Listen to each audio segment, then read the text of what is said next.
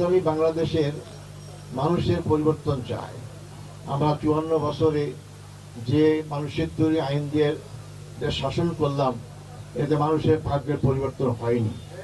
কারণ মানুষের জ্ঞান খুবই সীমাবদ্ধ। মানুষ পিছিয়ে কি হয়েছে, সামনে কি হবে, এরাও বলতে পারেন না। আমাদের সমাজ সৃষ্টিকর্তা মানুষের, শুধু আল্লাহ নয়, যারাই মানুষ, হিন্দু, বৌদ্ধ, খ্রিস্টান, মুসলমান যাই হোক না কেন, সবারই সৃষ্টিকর্তা মালিক হচ্ছেন আমাদের মহান আল্লাহ তাআলা। তারাই আমরা শ্রেষ্ঠ সৃষ্টি জীব।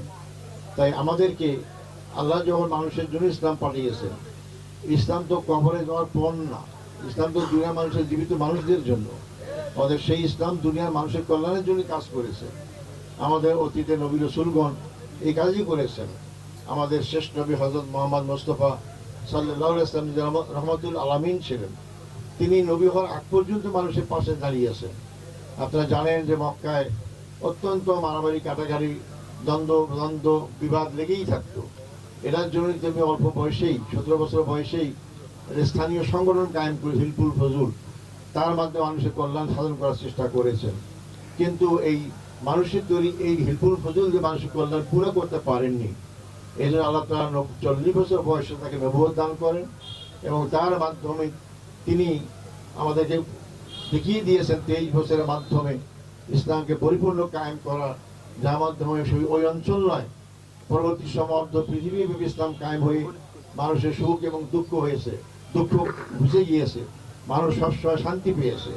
আমরা সেই ইসলামকে আমাদের প্রিয় জন্মভূমি বাংলাদেশে কায়েম করতে চাই। ইসলাম কায়েম করতে হলে, অথবা যে কোনো আদর্শ কায়েম করতে হলে শুধু আন্দোলন সংগ্রাম করি কায়েম হয় না। বর্তমান আধুনিক যুগে গণতন্ত্র, যার মাধ্যমে নির্বাচন হয়, সেই নির্বাচন সংখ্যাগরিষ্ঠ অর্জন তারা করে সংসদে যায়, তারাই সরকার গঠন করে এবং তারাই তখন আইন পরিবর্তন অথবা আইন রেখে দেওয়া অথবা আইন সংশোধন করতে পারে।